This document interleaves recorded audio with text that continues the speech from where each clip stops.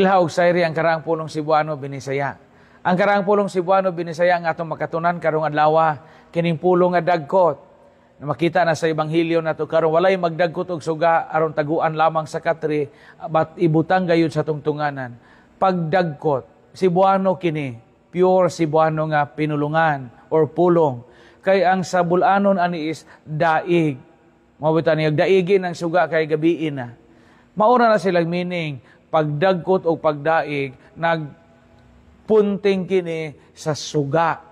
Suga, lamparilya, lampara, or suo, to light the lamp, to light the candle.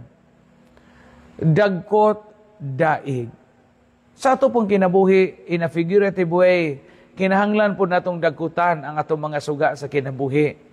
Kay kung dili nato dagkutan ato mga suga sa kinabuhi, di nato dagkutan og daigan atong paglaom, di nato pasigaon ang atong pagtuo, paglaom, pagsalig sa Dios, ngit-ngit ang atong kinabuhi.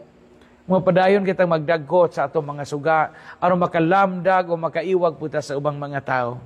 Dagkuti, daigi, pagdagkot, pagdaig. Ilha og sayri ang karaang pulong Cebuano Binisaya.